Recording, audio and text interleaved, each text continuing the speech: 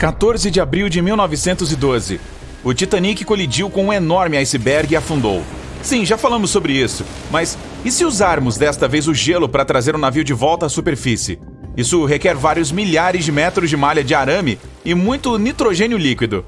Nosso objetivo é colocar o Titanic em um enorme bloco de gelo que o levará à superfície. Para fazer isso, é preciso envolver os destroços na malha de arame e cobri-los com nitrogênio líquido. O primeiro problema a ser enfrentado é a incapacidade de envolver o navio completamente. É preciso erguer um pouco o navio de alguma forma para colocar a malha sob ele. Digamos que, por algum milagre, se consiga fazer isso. Em seguida, é necessário transportar centenas de grandes tanques de nitrogênio líquido. Você está debaixo d'água, abrindo os tanques e está tão frio que a água gelada do Oceano Atlântico parece que está fervendo. O nitrogênio apenas chia, se dissipa e certamente não cria um bloco de gelo ao redor da malha. Nova tentativa: guindar o Titanic com a ajuda de imensos ímãs. Para isso, será necessário um grande cruzador e alguns ímãs poderosos. Você conecta cabos grossos aos ímãs e os abaixa até o fundo. Projetores brilhantes iluminam as profundezas do Oceano Negro. Partes do navio naufragado são visíveis. Os ímãs descem mais abaixo e se agarram ao casco de ferro do navio. O cruzador puxa os cabos e ímãs para cima. Alguns deles se destacam do Titanic, pois a superfície de ferro está coberta por recifes e corais. Algumas partes dos destroços se separam do resto do navio e sobem. A potência do cruzador não é suficiente. Um dos cabos arrebentou. Não apenas o peso das partes individuais do Titanic, mas também a colossal pressão da água interfere na operação. O navio afundado não pode ser içado completamente. Apenas pequenas partes suas. Na verdade, já houve uma tentativa de elevar o Titanic em partes. A operação de 5 milhões de dólares falhou. Fitas de nylon foram presas a uma grande parte dos destroços. As outras extremidades das fitas foram conectadas aos motores a diesel. Para toda a operação, foi usado um mini submarino. Um pedaço do Titanic pesando 21 toneladas foi puxado para cima. Mais uma das fitas arrebentou por causa da forte pressão da água. Então, um a um, os outros cabos começaram a se romper. E um pedaço enorme caiu de volta ao fundo do mar. A essa altura, todos os participantes da operação de resgate estavam sem alimentos, e como o local era longe da costa mais próxima, decidiram não fazer uma segunda tentativa. Um livro foi escrito e um filme foi feito sobre como o Titanic foi levantado com ar comprimido. Na realidade, ninguém tentou realizar esta operação. Para fazer isso, seriam necessárias várias centenas de grandes cilindros de ar comprimido. Primeiro você os instala dentro do casco do Titanic e espera que puxem o navio para a superfície. Assim que os cilindros são abaixados sob a água, eles imediatamente flutuam para cima. Isso complica muito a operação. Você precisa prender os cilindros com cabos e puxá-los até o fundo, usando um poderoso submarino, ou melhor, vários deles. Devido à alta pressão, os cilindros podem estourar. Você sabe o que é SOS, não é? 3 pontos, 3 barras e mais 3 pontos. É um sinal fácil de acertar em código Morse. Significa salve nossas almas ou salve nosso navio, ambos na sigla em inglês. A tripulação do lendário Titanic tentou desesperadamente enviar esse sinal por 2 horas, na noite de 14 de abril de 1912. Havia outras embarcações não muito longe do local onde o iceberg afundou o poderoso titã dos mares. Mas o pedido de ajuda aparentemente desaparecia antes que pudesse chegar até elas. O navio de passageiros SS Mount Temple captou um sinal e tentou responder, mas o Titanic nunca recebeu a resposta. Então, o que estava silenciando os pedidos de socorro do gigante? Algum desconhecido triângulo das Bermudas do Atlântico Norte? Considere o seguinte: testemunhas oculares dizem que o céu estava colorido com uma brilhante aurora boreal naquela fria e fatídica noite. Sim, linda, mas essa aurora boreal pode ter determinado o destino do Titanic para sempre. Veja, a aurora boreal se forma graças às tempestades geomagnéticas. Parece complicado, mas elas são basicamente flutuações na esfera magnética da Terra, e o que causa isso é o próprio Sol. A esfera magnética é como uma bolha protetora que envolve o nosso planeta. Ela impede que raios solares prejudiciais, ventos e outros perigos cósmicos cheguem até nós. Sem ela, a vida no nosso planeta não seria possível. A Terra seria mais parecida com Marte. Você também tem que agradecer pelas bússolas apontando para o norte. Os especialistas sabem que a magnetosfera da Terra afeta os equipamentos de navegação, ou os fazem parar de funcionar, o que nos traz de volta ao Titanic. Recentemente, um trabalho de uma pesquisadora meteorológica chamada Mila Zinkova propôs uma teoria de que as explosões solares, que provocaram uma tempestade geomagnética, poderiam ter desempenhado um papel importante no fim prematuro do Titanic. Não foi um rompimento único, contínuo. Os danos foram em vários pontos, se estendendo por uma área total de cerca de 90 metros. Mas os projetistas haviam pensado na possibilidade de uma colisão e adicionaram compartimentos estanques em cada lado do navio para atuar como redutores de impacto. 4 desses compartimentos poderiam ser rompidos e, mesmo assim, o Titanic continuaria flutuando, mas como o iceberg atingiu a lateral, abriu buracos em 6 compartimentos. Estes não se estendiam até a altura total de todos os convéses e não eram fechados no topo.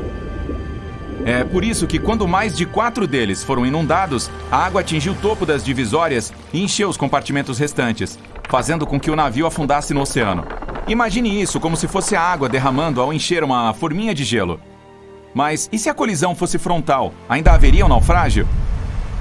Os navios são projetados pensando em possíveis colisões, e a maioria possui proteção para choques na proa. Elas são como para-choques de um carro ou barreiras em zonas de deslizamentos. São recursos de segurança que podem suportar um impacto direto. A proa poderia ter sofrido parte do impacto, e alguns especialistas sugeriram que, se o choque tivesse sido de frente, apenas de 2 a 4 dos compartimentos estanques teriam sido inundados. Então, em teoria, o Titanic poderia não ter afundado e até continuado navegando em direção ao seu destino final a uma velocidade muito mais lenta. No entanto, a força do impacto provavelmente teria sido enorme. Embora os passageiros tivessem sido feridos pela força do impacto, eles poderiam ficar a bordo à espera de resgate por outros navios, em vez de forçados a entrar nas águas geladas do Atlântico. Ainda assim, um dos projetistas do Titanic, Edward Wilding, sugeriu que a força do impacto pode não ter sido tão grande. Ele disse ao inquérito britânico que muitas pessoas mal sentiram a colisão e acreditava que o navio não teria afundado se tivesse atingido o iceberg de frente. Os destroços permaneceriam perdidos por mais 73 anos, escondendo seus muitos segredos dentro das congelantes águas atlânticas. E se não fosse por um homem cuja vida inteira foi dedicada a explorar o mar, o navio gigante poderia ter permanecido perdido por muito mais tempo. Esse homem era Robert Ballard. Quando criança, Ballard era obcecado pelo oceano. Esse fascínio começou quando ele tinha apenas 12 anos de idade. Foi quando ele assistiu a uma adaptação cinematográfica do romance de ficção científica 20.000 Léguas Submarinas, de Júlio Verne. Ele tinha tudo para despertar a imaginação de um jovem. De aventuras e criaturas estranhas a um poderoso veículo subaquático chamado Nautilus, que poderia viajar para qualquer lugar do mundo que você quisesse ir.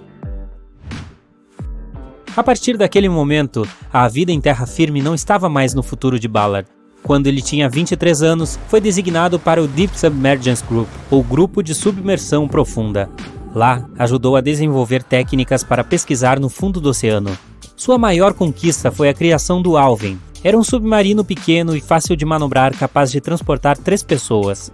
Também apresentava um braço mecânico externo, projetado para coletar amostras subaquáticas enquanto a tripulação permanecia dentro, segura e seca.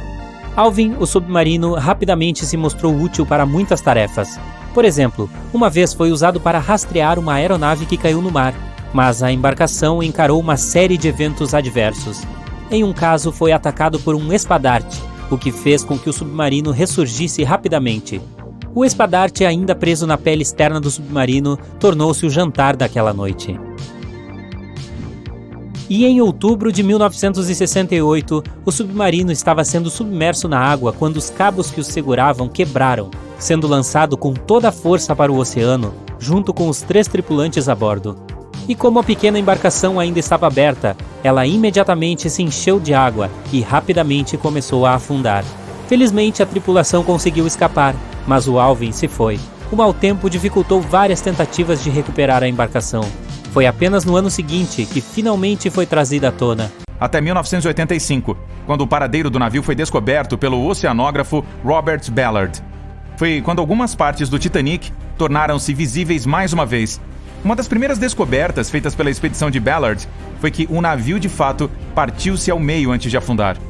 As primeiras missões exploratórias para o fundo do oceano, onde o Titanic está agora, só conseguiram ver o casco e o convés do navio. Segundo Ballard, o principal objetivo dessas missões era entender como preservar as ruínas da deterioração. Outro objetivo era recuperar o grande número de objetos pessoais espalhados pelo fundo do mar. Mais tarde, o explorador diz que a vista lá embaixo era tão chocante quanto emocionante. Na área de detritos ao redor do naufrágio, o oceanógrafo descobriu muitos pequenos objetos e pertences pessoais, vários dos quais ele trouxe de volta à superfície. Havia sapatos, alguns mais chiques que outros. Tinha peças de roupas que pertenciam aos membros da tripulação. Havia enormes hélices. Se na superfície elas brilhavam e reluziam, no fundo do oceano, elas estavam cobertas e devoradas pela areia. Ballard apontou que a área onde os utensílios de cozinha estavam espalhados media mais de 1,6 quilômetros de comprimento. Havia pratos, panelas e frigideiras suficientes para equipar uma cozinha industrial inteira. Pela primeira vez, imagens de animação 3D revelam cenas emocionantes. As simulações mostram a evolução do Titanic desde quando ele partiu em 1912 até o estado de suas ruínas hoje. Mas as simulações não foram suficientes para o explorador do fundo do mar, James Cameron, que imaginou viajar até o coração do naufrágio pela primeira vez na história do navio. Sim, o mesmo James Cameron, que é o diretor de um filme muito famoso sobre o navio. Ele já mergulhou 33 vezes para visitar os destroços do Titanic. Nesse caso, a onda de choque atingiria outros cilindros e provocaria uma catástrofe. Muito caro e inseguro. O plano mais caro e complexo para erguer o Titanic é provavelmente aquele em que os cientistas, de alguma forma, extraem hidrogênio e oxigênio da água do oceano. Então, esses elementos extraídos devem preencher recipientes especiais. Esses contêineres estariam presos ao navio e o Titanic subiria à superfície. Mesmo se você extrair oxigênio e hidrogênio de milhões de toneladas de água, o resto da água do oceano os substituirá. Uma máquina capaz de fazer essa filtragem deve custar bilhões de dólares. Ou se poderia criar um elemento químico que usasse uma reação em cadeia para purificar toda a água. Nesse caso, todo o oceano mundial ficaria sem oxigênio vital. Alguém certa vez sugeriu explodir o Titanic. Você precisará baixar várias caixas de dinamite até o fundo do oceano. As caixas devem ser completamente lacradas para evitar que a dinamite fique molhada. Em seguida, é preciso passar vários quilômetros de fio conduzindo uma corrente elétrica até as dinamites. Depois de fazer tudo isso, você deve navegar para uma distância segura. Agora você vai pressionar o botão para passar a corrente pelo fio e ativar a dinamite. 3, 2, 1, pare! Por que você faria isso? Mesmo que funcione, os destroços do Titanic serão espalhados em todas as direções no fundo do mar. Será impossível retirar o Titanic do oceano. Imagine um enorme anzol capaz de fisgar o Titanic e levantá-lo do fundo do mar como um peixe. Este anzol deve ser enorme para pegar um navio naufragado. Digamos que você o tenha criado. Logo, você está em um enorme cruzador navegando até o local do acidente e baixando o anzol como uma âncora. Cai direto no Titanic, mas não se fixa nele. Você precisa de equipamento especial para prender o anzol do tamanho de um ônibus ao Titanic. Incluiria um enorme submarino com braços mecânicos. Construir tal dispositivo e fazê-lo funcionar sob enorme pressão já é quase impossível. Mas digamos que você finalmente consiga pegar o Titanic com o anzol. É então que você percebe que o cruzador não tem potência suficiente para içar o navio, que pesa mais de 50 toneladas, e o gancho, que adiciona cerca de 10 toneladas. De volta ao naufrágio. Segundo James Cameron, acessar apenas a parte externa do navio não foi suficiente para os pesquisadores. Eles precisavam entrar, analisar e fotografar o que restava do interior pomposo daquele que foi o maior transatlântico do mundo. Cameron pilotou um veículo robô inovador equipado com câmeras. Isso ajudou a revelar espaços no Titanic que ninguém jamais havia visto desde que o navio tocou o fundo do mar. Os banhos turcos, por exemplo, ainda tinham as paredes de azulejos quase totalmente erguidas. Esses banhos eram exclusivos para passageiros da primeira classe. Eles ficavam bem ao lado da piscina e da sala de jantar da terceira classe e foram projetados em estilo mouro. As pessoas que descansavam lá podiam pegar cobertores para se aquecer e pedir aos garçons que lhe trouxessem tudo o que precisassem. Se as fotos de antes do desastre eram incríveis, agora elas carregam um tipo diferente de fator surpresa, quando tudo que você vê nelas está escondido sob a superfície da água. Outra descoberta chocante foi o mastro do navio. Se olharmos para o Titanic em sua glória pré-naufrágio, o mastro chama muita atenção.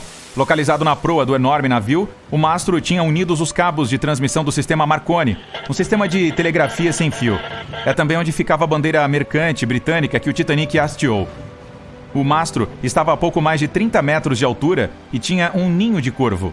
Hoje em dia o mastro está irreconhecível e, atacado pela corrosão, desmoronou.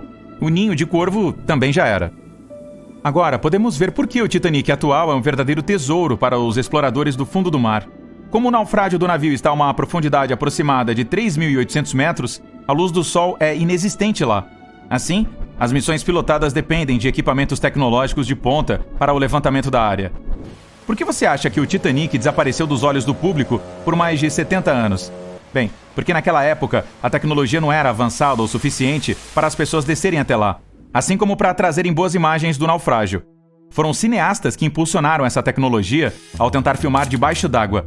Eles começaram construindo caixas para colocar suas câmeras dentro. Agora, a fotografia do fundo do mar é altamente avançada e nos permite ficar maravilhados com a grandiosidade da vida subaquática.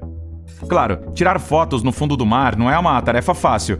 Por um lado, para suportar essa pressão subaquática maluca, os submarinos precisam ser muito fortes e ter paredes grossas, não menos do que 28 centímetros.